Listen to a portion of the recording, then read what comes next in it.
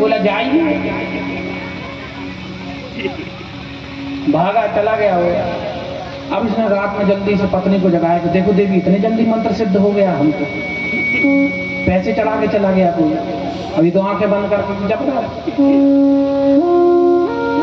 कहने का भाव अर्थ ये है कि अगर कोई झूठ मूठ ही भगवान की कथा सुनता है और उन शब्दों को अपनाता है तो उससे जीवन का चरित्र बदल जाता है, जीवन जीने की चर्या बदल जाती है। बोले वृंदावन के हरि लाल की जय।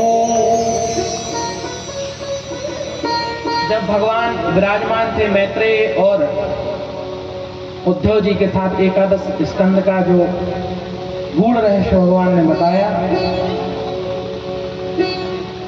तब भगवान कहने लगे, हे उद्धव, हे मैत्रेय, हमने ब्रज से लेकर के और महाभारत काल तक सबको कुछ ना कुछ दिया, किसी को साथ दिया, किसी को संग दिया, किसी के साथ रहे, लेकिन एक विदुर जी ऐसे हैं जिनको हम कभी कुछ नहीं दे पाए। किसको नहीं दे पाए? विदुर जी को। बोले जब कभी आपको मैत्रेय जी, आपको विदुर जी मिलेंगे तो उनको ज्ञानोपदेश जो हमने आपको किया है वो आप श्री विदुर जी को करना। कालांतर में जब विदुर जी मैत्रेय जी से मिले तो वह प्रश्न जो आज परीक्षित सुखदेव जी से कर रहे हैं, वही प्रश्न मैत्रेय जी से किया श्री विदुर जी ने कि भगवान मनु की सृष्टि किस प्रकार थी, किस प्रकार से ब्रह्मा ने मनु का निर्माण किया। तब श्री मैत्रेय ऋषि बोलते हैं, हे विदुर जी, ब्रह्मा ने जब सृष्टि करने का निश्चय किया, सनक सनंदन सनातन सनत कुमार को बनाया, नारद जी को बनाया और दक्षिण अंग से पुरुष और वाम अंग से स्त्री की रचना की। बोले ब्रह्मा भगवान की जय।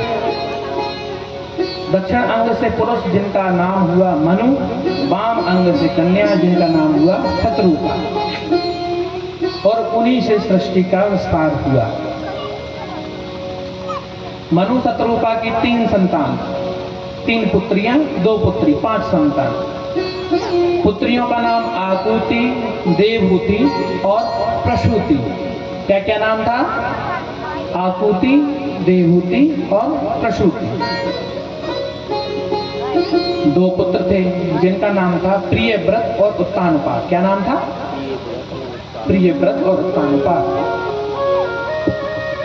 इन्हीं 5 पुत्रों की संतान से पूरा विश्व भरा पड़ा है,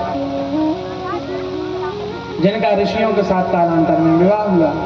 तो जो 3 पुत्रियां थी, आकुति, देवहूति, प्रसूति, इनका क्रमशः पहली बेटी आकुति, जिसका विवाह हुआ रुचि प्रजापति से। किससे विवाह हुआ? प्रजापति रुचि से।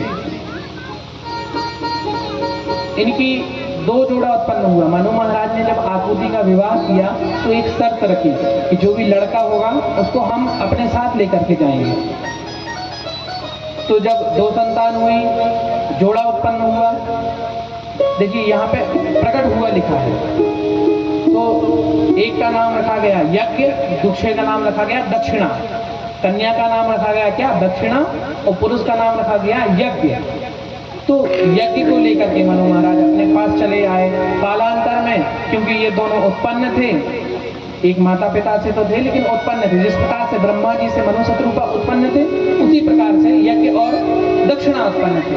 कालांतर में इनका विवाह करा गया। बोले यज्ञ दक्षिणा माता की, इनसे 12 पुत्रों की उत्पत्ति हुई। इन्हीं को जैसे हम जो यज्ञ कराते हैं, यज्ञ कराने का फल तभी मिलता है यजमान को जब वो किसी को दक्षिणा रूप द्रव्य देता है। जो इस काल में, इस समय में जो द्रव्य चल रहा है उस द्रव्य का दान करता है, उसी को दक्षिणा स्वरूप माना जाता है। बोले दक्षिणा माता की जय। दूसरी बेटी देवहूति। अब देवहूति का वंश बहुत लंबा है महाराज। देवहूति का विवाह किसके साथ हुआ था? तो देवहूति का विवाह हुआ था ऋषि कर्दम के साथ। किसके साथ विवाह हुआ था देवहूति का? ऋषि कर्दम के साथ। भगवान श्री बालकृष्ण लाल जो कि श्री वृंदावन धाम में, श्री गोकुल धाम में पड़े बने, और वो द्वारिका जाके जब रहते थे ना, तो भगवान को ऐसे लगता था जैसे जेल में आ गए। ऐसे लगता था जैसे जेल में आ गए, और उनको अच्छा नहीं लगता था। कभी कभी जब भगवान सभा करते तो अब तो वहां पर तो कन्हैया, लाला ऐसे कह के ब्रजवामनाएं भगवान को बुलाती थी। अब यहाँ पर जब भगवान सभा करते हैं, देखिए जो देवहूति का वंश है ना, वो भगवान से बहुत ज्यादा मिलता जुलता है। क्यों? क्योंकि देवहूति और महर्षि कर्दम कि जो पूरा संसार विश्व भरा पड़ा है ना जिन ऋषियों से, अब संसार के पति कौन है? भगवान का तो कामपति, तो भगवान से तो वंश मिलेगा जुलेगा। तो इन्हीं देवहूति का जो है विवाह कर्दम ऋषि के साथ हुआ। कर्दम ऋषि को जब भगवान ने उत्पन्न किया, ब्रह्मा जी ने, तो कहा कि जाओ भैया सृष्टि करो। तो उन्होंने बोला किसके साथ विवाह करें? तो बोले अभी तुम जाओ तपस्या करो, तपस्या करने के बाद जब भगवान तुम्हें आशीर्वाद देंगे तब तुम विवाह करना। बोले ठीक है।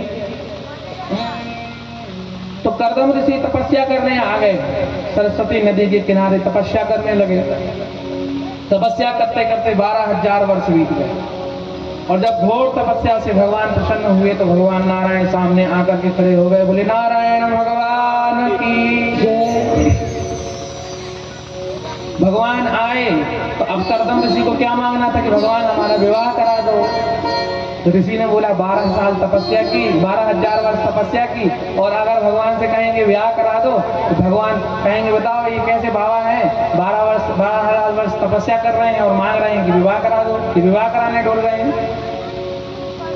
तो कुछ नहीं मांगा कर्दम ऋषि ने, चुपचाप खड़े रहे, भगवान से कहे कि भगवान आपकी भक्ति हमेशा हमारे हृदय में विराजमान रहे, आप हमसे कभी विमुख ना हो, यही हमको चाहिए और कुछ नहीं चाहिए, बाकी सब कुछ हमारे पास है, अगर आप हैं तो सब कुछ है। अच्छा, हम मनुष्यों के लिए भी कुछ चीजें ऐसी हैं जो कि है तो सब कुछ है। जैसे एक ऋषि बाबा कहते हैं कि सद्गुण है तो सब गुण है। क्या है? सद्गुण है तो सब गुण है, और दुर्गुण है तो कोई गुण ना है।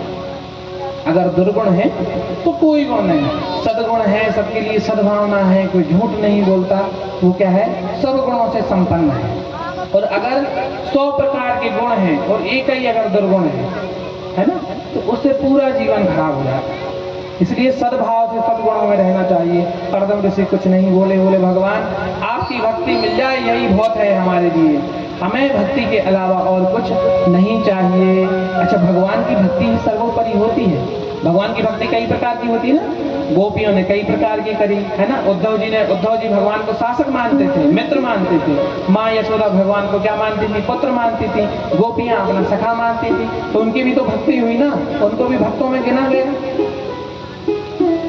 अच्छा, ऐसा ही एक भक्त थे जगन्नाथपुरी में, माधवदास जी महाराज, कलयुग के भक्त थे। ये भक्तमाल में कथा है। कौन थे? माधवदास जी महाराज। अब माधवदास जी का जो प्रेम था भगवान के प्रति, वो साख्य भाव का प्रेम था, सखा भाव का। अब माधवदास जी वृद्ध थे और भगवान 16 साल से उम्र के दिखाई नहीं देते। आपको दिखाई देते हैं कहीं? भगवान की ऐसी वृद्ध फोटो दिखाई देती है, ब्रह्मा जी की तरह दाढ़ी नहीं दिखाती। वैसे दाढ़ी तो ब्रह्मा जी की भी नहीं होती है ना।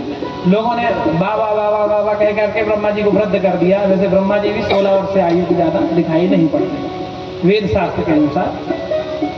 तो माधवदास जी महाराज भगवान के प्रति साख्य भाव रखते हैं। तो जगन्नाथपुरी में जब समुद्र किनारे जब कभी भी माधवदास जी भ्रमण करने जाते तो भगवान बंसी बजाते वहीं मिल जाते। बोले कहो बाबा कहाँ जा रहे हो? अरे बोले कन्हैया यहीं जा रहे हैं भ्रमण करने, आप भी चलेंगे साथ में? भगवान साथ में हो लेते। तो नित्य प्रति का नियम, समुद्र किनारे भ्रमण करने जाए माधवदास जी और ठाकुर जी उनके साथ छम छम करते हुए भ्रमण करें पूरे में, और बंसी बजा बजा के सुनाए। माधवदास जी कहे ताना ये राग सुनाओ, कन्हैया ये वाली तान सुनाओ, तो बढ़िया ठाकुर जी माधवदास जी को तान सुनाते रहे। एक दिन ठाकुर जी बड़े उदास बैठे। माधवदास जी ने पूछा बताइए